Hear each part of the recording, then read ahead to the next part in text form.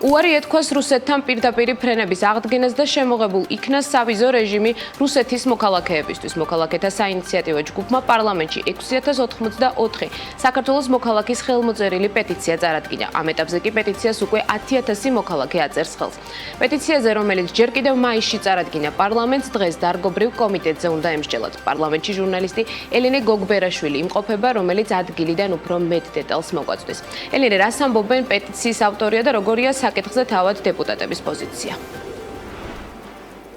ანუკა, დარგობრივი ეკონომიკის კომიტეტმა დღეს მიზანშეუწონლად მიიჩნია, რომ შეესწავლა და შემდგომში შინაარსობრივ განხილვაში შესულიყო პეტიციასთან დაკავშირებით, შესაბამისად მას კენჭი უყარეს და მიღებული გადაწყვეტილებით კომიტეტი აღარ განიხილავს ამ პეტიციას. შესაბამისად დღეს კომიტეტმა უარი უთხრა ამ პეტიციის საორგანიზაციო ჯგუფის წარმომადგენლებს, რომ მოსაზრებები დაეფიქსირებინათ და იმ შინაარსში შესულიყვნენ, რასაც უშუალოდ მოიცავს ეს პეტიცია. მაყურებელს შევახსენებ, რომ 2023 წლის 15 მაისიდან რუსეთის ფედერაციის პრეზიდენტის ვლადიმერ პუტინის გადაწყვეტილებით აღდგა საქართველოსთან პირდაპირი ავიამიმოსვლა და ამავდროულად დაწესდა უვიზო მიმოსვლა საქართველოს მოქალაქეებისთვის. პეტიციის ავტორები დაახლოებით 10000 მოქალაქე აწერს ხელს ამ პეტიციას.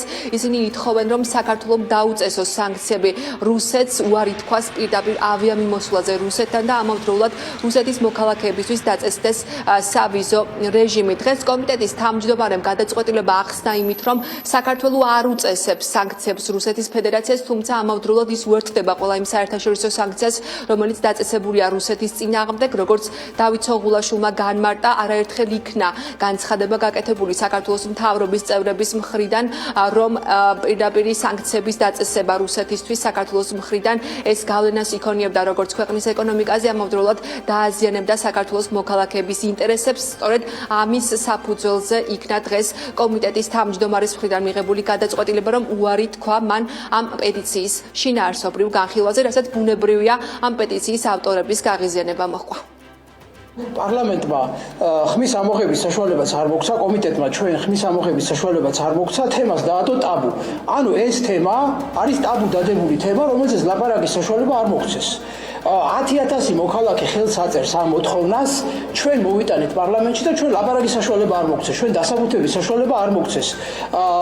თუნდაც ორი სიტყვით მაინც გვეთქვა ამ პეტიციის უკან რა იდგა და რა მნიშვნელობა ჰქონდა ამ პეტიციას, ესეც არ გვათქმევინეს. ანუ ეს იმას ნიშნავს, რომ ქართულ ოცნებას თვითონ თემის ეშინია. როდესაც 10000-მდე საქართველოს მოქალაქე გამოყადავს პოზიციას, რომელიც სრულად ასე ვთქვათ, თანხვედრაშია საქართველოს კონსტიტუციასთან და ქართველი ხალხის ევროატლანტიკურ კურსთან, მნიშვნელოვანია მინიმუმ მისი შინაარსობრივი განხილვა. დღევანდელ ხდომაზე ვიხილეთ რომ საერთოდ ყოველგვარი პოზიციის დაფიქსირების შესაძლებლობის გარეშე, მიუხედავად იმისა, რომ ჩვენ ვითხოვეთ, რომ დაგვაფიქსირებინა აზრი, პირდაპირ მიიღეს გადაწყვეტილება მიზანშეუწონლად ცნობასთან დაკავშირებით, რომ მომხდარიყო მისი შემდგომი განხილვა. აქვე მინდა დავამატო, რომ რეალურად პარლამენტს აქვს ბერკეტი, რომ ამ პეტიციას მოყვა შედეგები. ანუ ეს პეტიცია შედეგობრივად შესაძლებელია ყოფილიყო დადებითად დასრულებული, რომ ყოფილიყო ნება. დღევანდელ კომიტეტზე კიდევ ერთი თემა შეეხებოდა ინფრასტრუქტურის მინისტრის ირაკლი ქარცელაძის დაბარებას პარლამენტში. პოლიტიკური ჯგუფი ევროოპტიმისტები, როგორც დღეს ხატია დეკონოიძემ განმარტა კომიტეტის ხდომაზე, მათ უკვე გააკეთეს განაცხადი და შესაბამისი მიმართვა, რომ პარლამენტში მოხდეს კონკრეტულად დარგობრივ კომიტეტში ინფრასტრუქტურის მინისტრის დაბარება. ამ მთავარი თემა ამ შემთხვევაში არის რიკოცე მიმდინარე ინფრასტრუქტურული სამუშაოები.